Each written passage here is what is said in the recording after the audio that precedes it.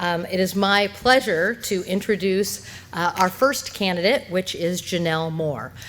There are comment cards and a brief biography about Janelle at the back of the room, and we'll ask you to listen to the presentation, and then if you would be willing to give us feedback, please pick up one of those tonight before you leave. We look forward to hearing your thoughts.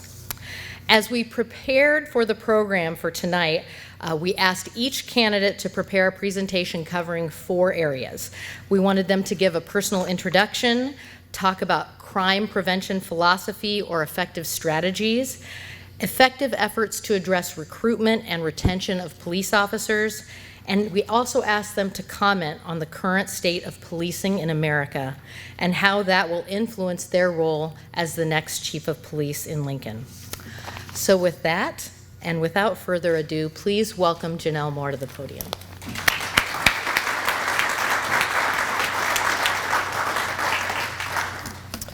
Good evening. I started off my preparation tonight back in that room, which was when I was assigned here as a sergeant on this team area, on the substation room there. I read Ecclesiastes 3:1 through 8, and I'm not going to read the whole thing, but I'm here because I feel for everything there's a season, and this is my season. So, good evening. Thank you for coming and taking time out of your busy schedule to be here with me tonight.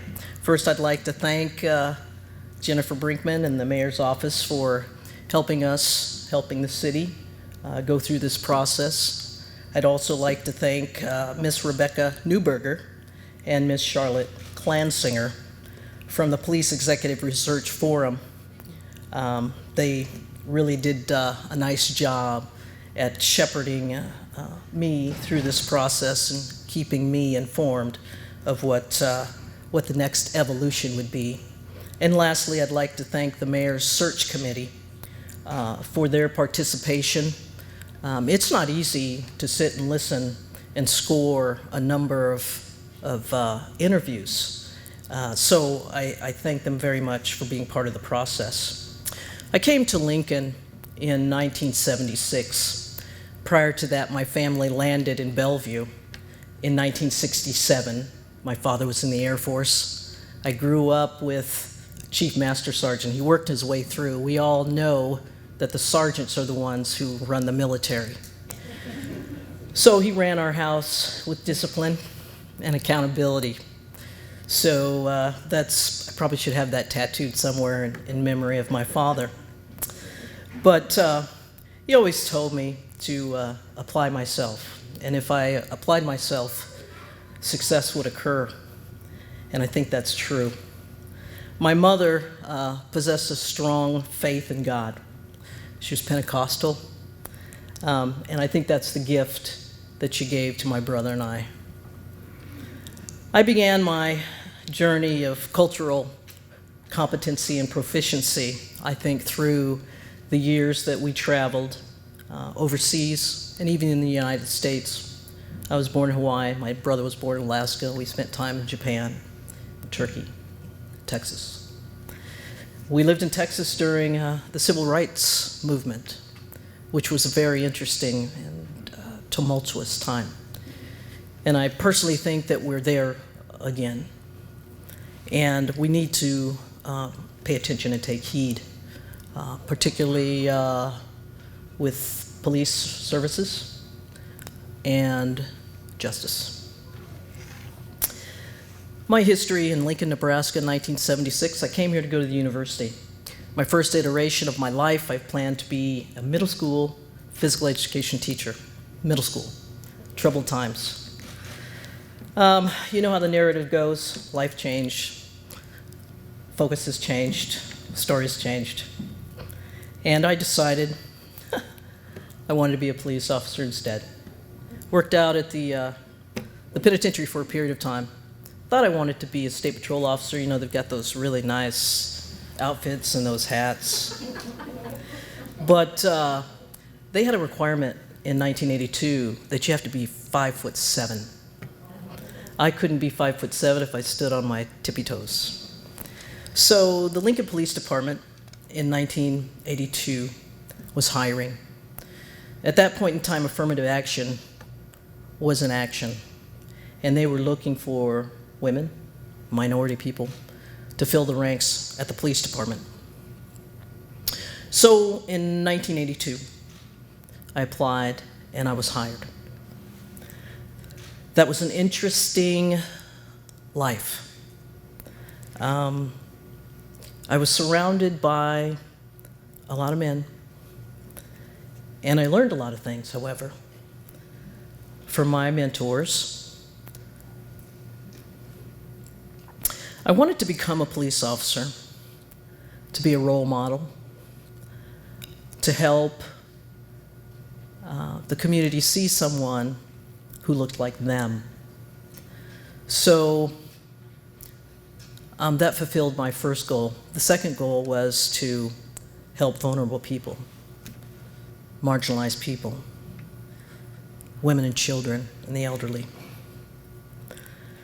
I may have been the first woman of color, the Lincoln Police Department, but I have to raise up the African American women who were there before me. And they weren't police officers, but they were there before me.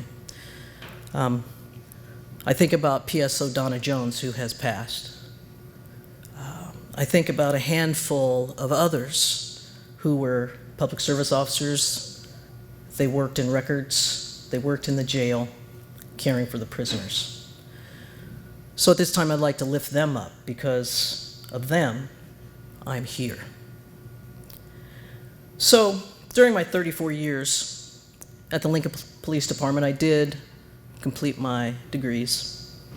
I have an undergraduate degree in organizational management, and I have a master's of science degree in justice administration and crime management. I worked my way through the ranks, starting at the bottom, working the streets, working at night. It was kind of interesting when the sun would rise. You know, it was quiet at night, and there was the different things happening at night. You know, I'd call them the night people. Then when the sun would rise at 7 o'clock, it would be like, freshness. So I decided that I wanted to pursue leadership roles. So I started as a field training officer, training new officers to be police officers, which kind of played into that whole teaching theme that I had when I first walked in. I was a field training officer coordinator, which over the next realm, overseeing the field training officers. I was able to be assigned to ride a motorcycle. I like motorcycles. So that was really fun. We rode Kawasaki's, not Harleys, but Kawasaki's. They were really fast. So Highway 2, red traffic, that was awesome. I was a non-lethal force instructor. Then I got promoted to sergeant. Worked all over the city. I would say that was the best position I ever had because I could work with the citizens, can handle citizen complaints, I could educate the citizens, I could educate the officers, I could go to any call I wanted to. It was wonderful. Then the personnel sergeant job opened up, and that's the hiring sergeant, that's HR. And in my mind, that was standing at the door, shaping the Lincoln Police Department in hiring the cops that would give the service to you.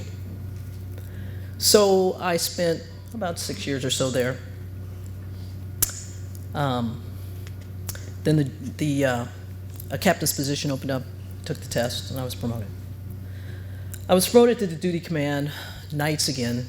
That's the thing about, working on a police department. It's kind of like being in the military. You got to go back to nights and learn your job. That was a great job too, because that's where I learned decision making and how it was great. It was third shift. It was great that the decisions were mine. I didn't have the chiefs around during the day making my decisions or having to go to them. It was my decisions, except when we needed SWAT, I had to call the chief. So running the city, learned a lot at that point in time about leadership. The the Northwest team captain position opened up. We're geographically located. There's 5 teams in this city. Northwest is up by the university. North Bottoms, Air Park, out to Fallbrook. That was like running a little, small police department. The chief gave us some autonomy, and I think they still do, to run their teams the way they need to run them. Giving service to the community groups, running special projects because of maybe some crime prevention issues or suppression. I was on the Northwest team for about 6-7 years, and the personnel captain job opened up. And I thought, now I have some more ability, some more talent to go and work in the personnel unit again, the HR unit again, which I did. We got a new range during the time that I was there. State of the art, actually, very nice. A lot of training. And this is about the time when Obama's 21st Century Policing Report came out, where they really started looking at the culture of policing and asking departments to consider changing attitudes, changing processes, being more empathetic, taking into consideration the sanctity of life, and not killing people, and working with people, and taking more time to talk to people. So I went to the FBI Academy in Quantico, Virginia. That was part of my training. I've been on a number of community boards. I feel like I know Lincoln, from mental health to people with intellectual disabilities. Currently, I serve on Hold Cops Accountable, the Malone Center. It was important to me to be able to, after we had the civil unrest in front of the city-county building, I felt it was important to hear what the community was saying and what they were needing. So I became part of that.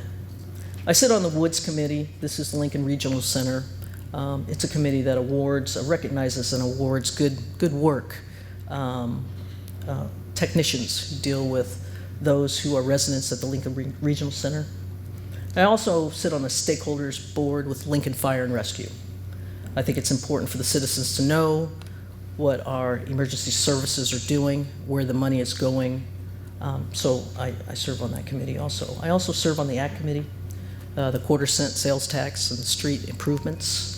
I think we've actually done a pretty good job. A lot of streets have been repaired all over the city. So it's not just one area of the city, and we collaborated and decided where those areas would be. This is not out of the ordinary for me to be standing here. I've retired. Spent 34 years on the department. I retired, and now I'm here again. And in 2015, I was vying to be police chief of Lincoln Police Chief, and I was not selected. But maybe that wasn't meant to be. And now I'm back again. So I think in working with Lincoln Public Schools, been there for 4 years, learned a lot of grace, giving grace to people. And their moniker is All Means All. And I think as we're all joined here in this community with this community collaboration, it's just not in the Lincoln Police Department, it's all over the city. It's in the school system. The school system deals with the same people that the Lincoln Police Department deals with, families and children. So All Means All, I think, really does speak to cultural proficiency. It speaks to equity, and it speaks to inclusion. So I talked a little bit about the change that's happening here in policing. The current state of policing, it's been steadily progressing. Hearing calls from marginalized citizens, calls and cries, I would say, for criminal justice and police reforms. You know, nationally, police brutality and the use of force policies have been at the forefront, I think, of policing and discussion for years. But there have been incremental police change in policies and practices within some agencies, but not all. But we still have those officers who are falling outside of those policies and practices, and we need to challenge the accountability within those police agencies. In May 2020 in Minneapolis, Mr. George Floyd, a man who was experiencing struggles in his life, like many of us have, lost his life unnecessarily at the knee and hands of police officers, as citizens, and later the world watched. 9 minutes and 29 seconds was the tipping point, setting off a powder keg all over this nation, and actually all over the world. But it became a defining moment for every police organization. There's 800,000 police officers in this country. So, in many cities in this country, including Lincoln, citizens did exercise their constitutional rights and freedom of speech, and I think that's good. That needs to happen. But in Lincoln, there was, earlier, before the curfew, I saw it. There was a Rainbow Coalition meeting in front of the City County building.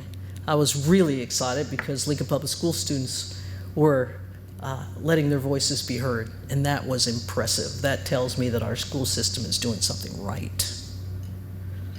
But once the sun fell, after dark, what happened and what got ignited was unconscionable. It was unacceptable, and it upset me greatly.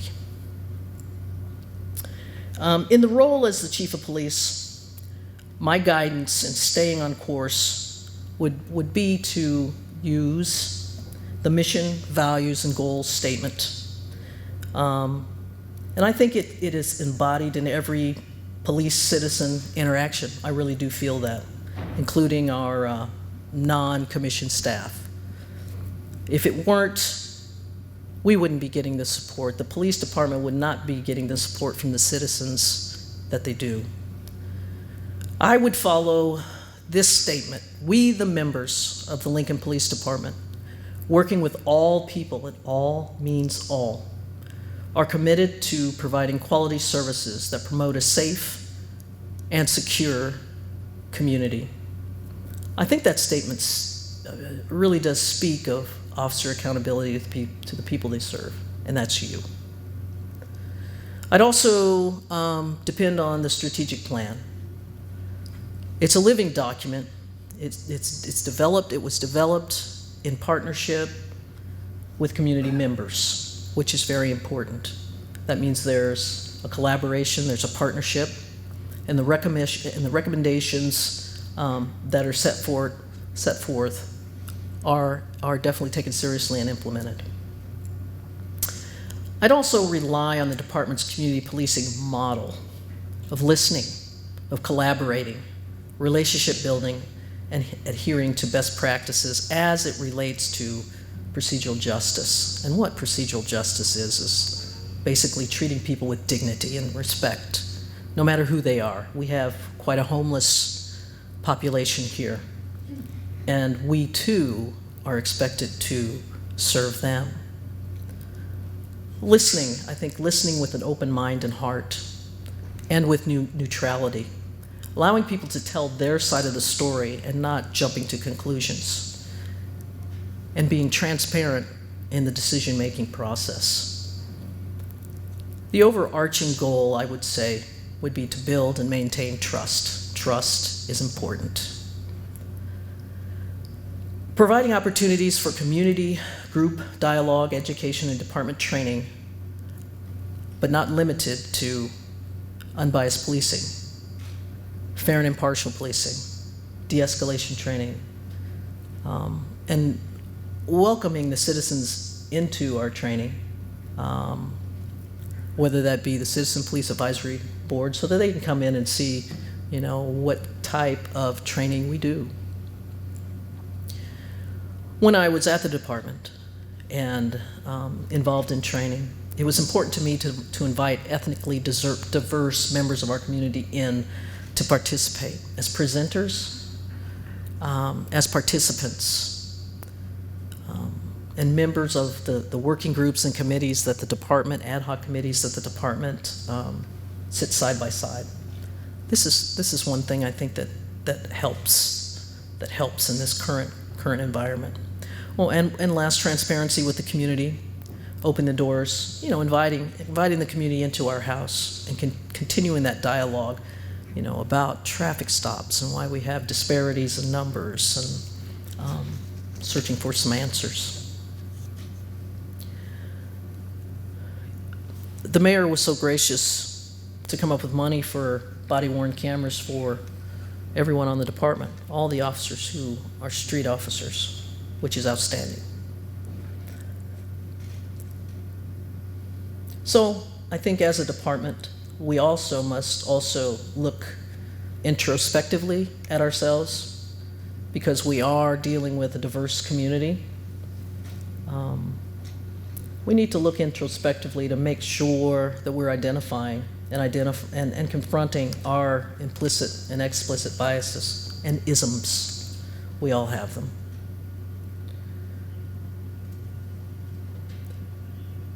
In Lincoln, our crime numbers are relatively low. And I think we take crime prevention very seriously. And crime prevention, I think, is a variable of crime reduction.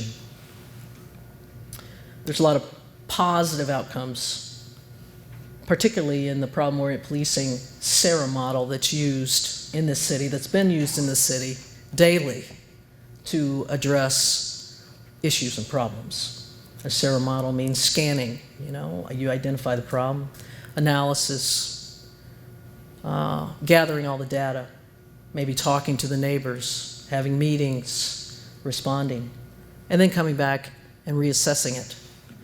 Was your hypothesis of the problem correct? Crime prevention is important. Crime prevention is wrapped into just about everything. Maybe strategies and saturation control. You've been listening to the news. You know that we are starting to see an uptick in violent, gun-related calls for service. And you know that where these locations are, northeast and over in the core. So these are times when we need to put officers in those neighborhoods, proximity, on foot. And I'm anticipating that you'll see some of that this summer, but crime prevention, that's crime prevention. Trying to get there before the lid blows off. Many people think they feel safe in Lincoln, but we still go out and do security surveys for them. They ask the cops to come out, check my house out and see where I should put locks, lights, maybe crime prevention through environmental design. And we've used that too. I think that's important. Environmental design might be a dark street. A lot of Larcenius Romano might go in and look and say, this tree needs to be cut because that street light is being blocked and it's not filling this area with light. Crime prevention is very, very important. So we need to have the staff to do that. When you think about crime prevention, just a little point, crime prevention triangle. You imagine a triangle. On one side there's desire, on the other side there's ability, and on the other side there's opportunity. Any of those missing, crime won't happen. But I think really we are looking at opportunity, to take away the opportunities for those that have the desire to commit the crime. So we need officers to to go out and do the PSAs and the TV, radio shows and do the social media and all of that. So our attention in the realm of recruiting and retaining officers and retention. I heard some really good things today at the Lincoln Police Department.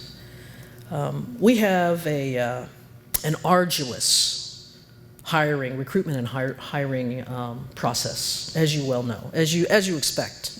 You expect us to look for qualified people with integrity and honesty. But they were talking about what I heard was it takes about 6 to 8 months, 6 to 8 months to be hired, to be a police officer, just to walk in the door, not even to start your training in the recruit academy. And they were telling me, which I know, is they are going to be shortening the hiring process, which is exactly what I would suggest and support. 6 to 8 months. So they're going to reduce it to 4 months and take some things out. They sent a recruiter to South Carolina, which was an excellent idea, because they do year-round hiring, and it's kind of interesting. Everything goes in cycles. John Ways, sitting down here, he was a police officer a few hours ago. No. Back in those days, officers could go into the police department, and within a couple days, they're hired. They were hired. They had their uniforms, they had their ticket books or whatever they had to write in, and they were, on their way.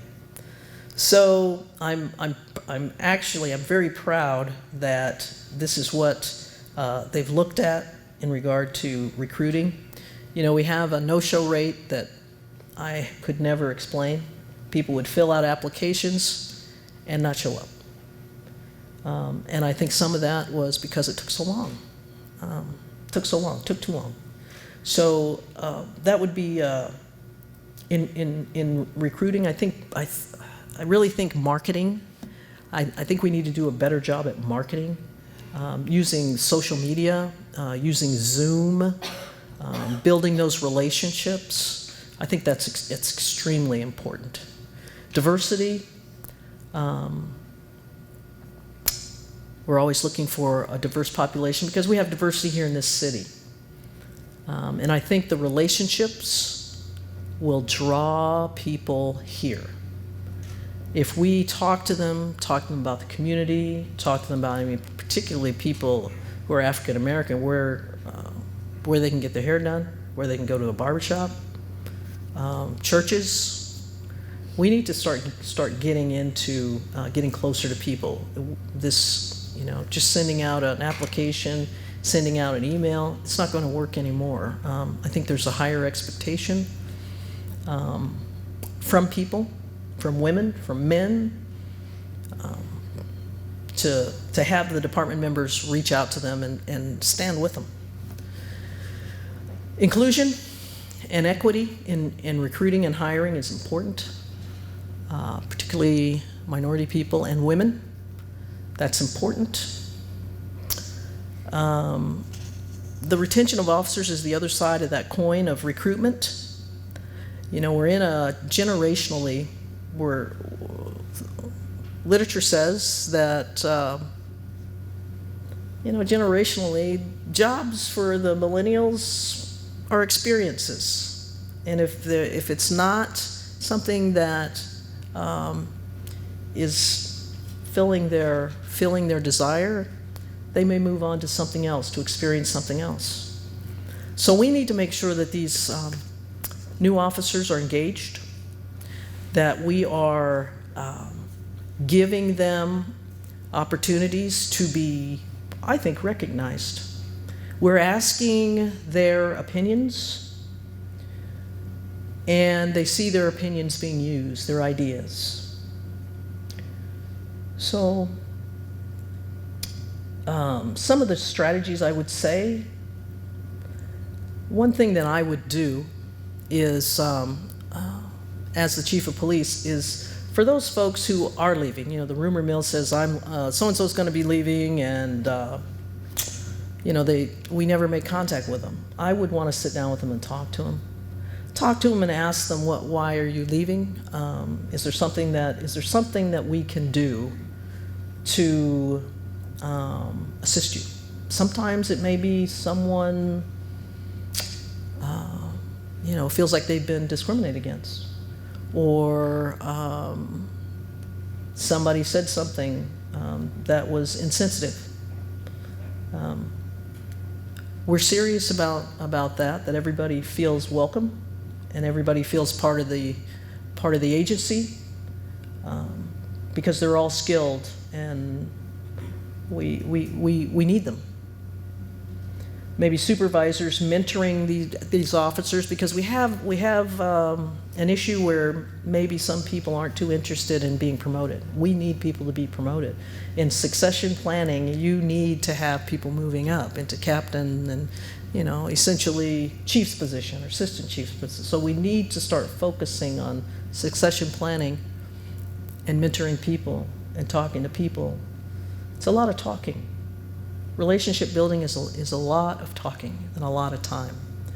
So that's what I plan on doing.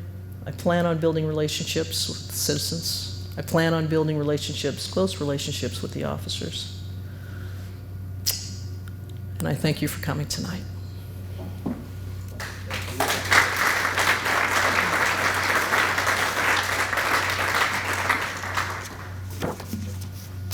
You want me to move? All right, so I mentioned that for each of the candidates, we gave them those 4 areas we wanted them to prepare to address at the public forum.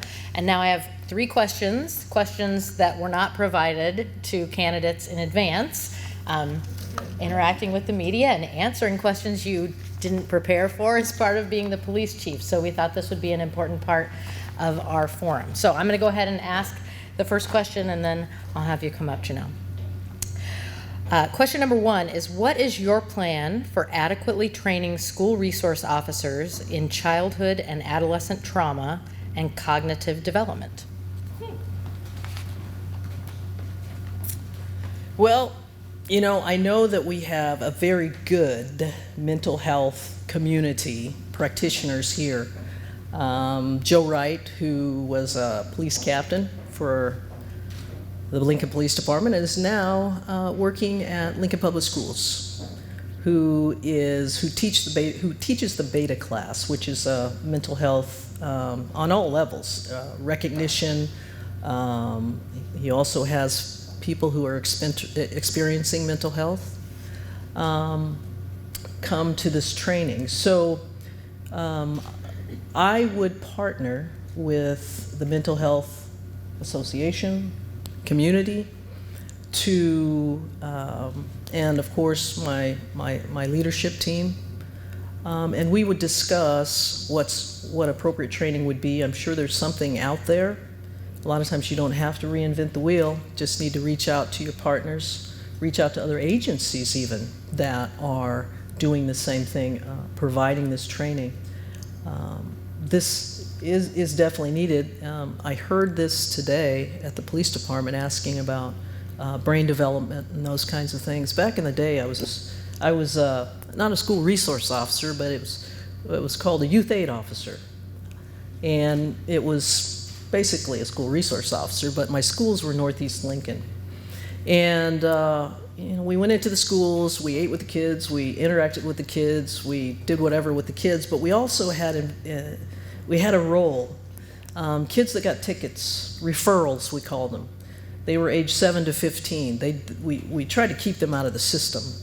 So they would come to the police department, and we were the counselor, the judge, the attorney, the mother, the father, whatever. So they'd sit down with us.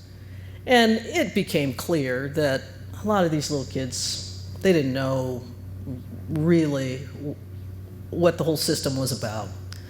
And because they're little kids, they might be 15, but they're still little kids. So we would sit with them, counsel them, talk about the criminal justice system, or on their level, the ticket, what that means, the violation, if they were an adult, what would happen, try to get them to look a little bit down the road. if they wanted to be on the football team in high school, that may keep them from not being on the football team. Those kinds of analogies. Sometimes it worked. We didn't have to see them again. Other times it didn't work, and we saw them several times, and we had to ask them to do little projects at home. Here's something I want you to write about. I want you to think about it. I want you to talk to your mother about it or talk to your father about it. And then I want you to write something, and then I want you to bring it back to me. And so we'd make another appointment for them to come in, and we deal with it. So I fully understand what you're talking about. We have a lot of juvenile crime here in the city, largely from autos, vandalisms, those kinds of things. So I think that would help. I think that would help quite a bit. And like I said, we're changing. This process of policing is changing, and police officers, we get trained, but we need professionals to handle some things. And I think those mental things, things with children, sometimes we need help, and I would partner with. Wouldn't hesitate to partner. Thank you. Our second question is, how do you plan on ensuring police safety and morale of both the police and LPD civilian employees?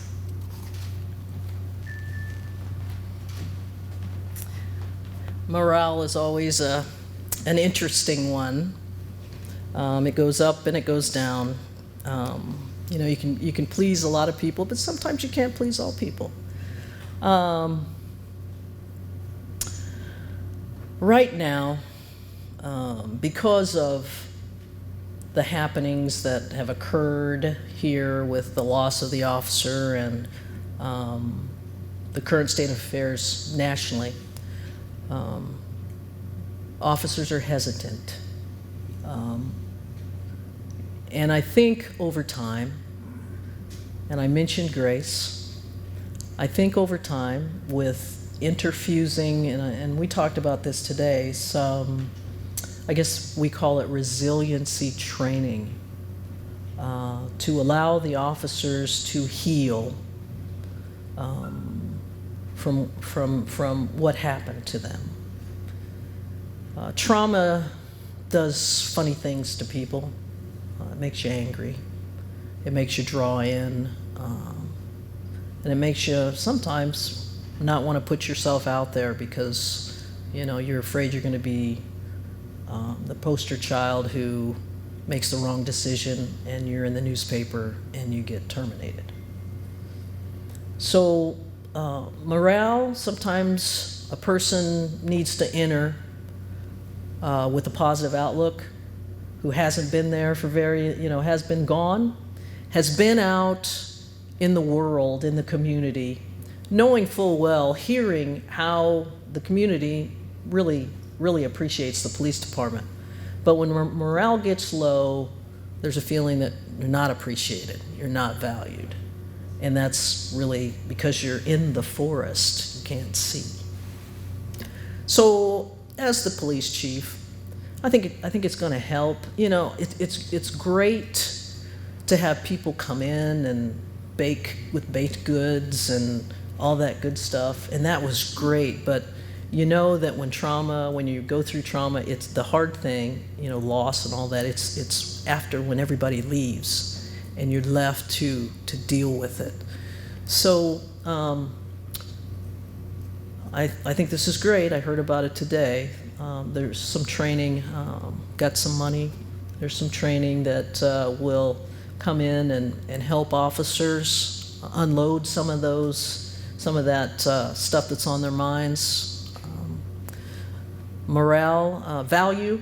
You got to make sure that the officers know they're valued and supported. I'm a talker. I don't hesitate to tell the officers that I love them. I had a meeting on Thursday with the union president and the vice president, and they were asking me, why do you want to come back at this time, that kind of thing. And I said, well, I feel like I'm being called back. And it's not really going back because I've been gone and that's the new department. So I'm being called to move forward. I love this community. Like I said, I know this community well. I love the department. It's an excellent department. It's an excellent department. I know most of the officers. I know their person. I know what they think. I know how they feel. Most of them are here because they want to help. They want to give service. So I told them that I loved them. And I think that went a long way, but I do. So. Okay, our third and final question. Do you think racial bias has a role in how communities are policed?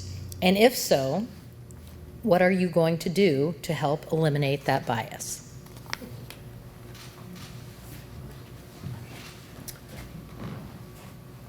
Racial bias, racism, sexism, all those isms. First of all, like I said earlier, we need to identify it in ourselves and confront it. We need to have training where we can have dialogue and talk about it. We can become more competent about it, or about our biases, implicit and explicit biases. Training, and talking about it. That kind of, when you're talking about racial biases and, fair and impartial policing, and I'm sure there's other things coming down the pike, we need to inundate ourselves with that, because it's perspective, it's changing perspective. I used to, when I taught the recruits, we did I called it cultural competency class. And one thing that we used to do, and it was like arts and crafts, okay? We would have a bag, and I would tell them to write words on a piece of paper, the themes that they learned, they heard in their families as they were raised. And many of them were kind of racist, to put it mildly. And then I asked them to draw, pictures of what their family experience was.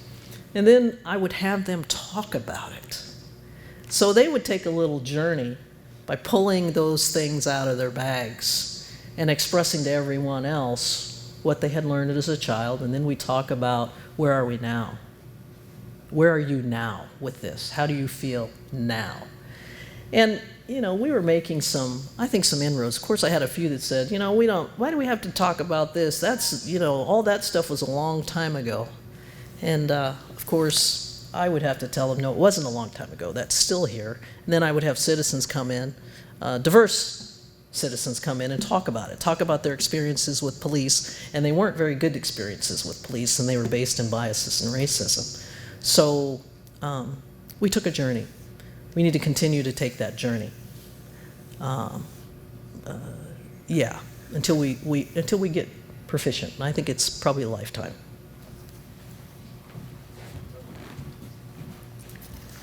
All right, with that concludes the formal portion of tonight's forum. I think it would be a good time to say thank you to Janelle for participating in this public engagement portion of our program.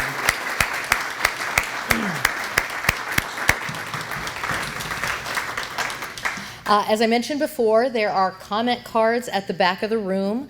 If you have time, you can provide written feedback and leave it here before you go home tonight. You can also provide your thoughts by emailing to the mayor at mayor@lincoln.ne.gov, or you can call our office at 402-441-7511. I encourage you, if you would like to, those that are watching and were not able to be here tonight, to use those methods as well to provide feedback. There's a few refreshments at the back of the room, and Janelle will be here to meet anyone who wants to engage in discussion for the next 45 minutes or so. And we hope that you will come back again tomorrow night or view the public engagement forums that we have for the next 3 candidates the rest of this week. Thanks again for being here. Good night.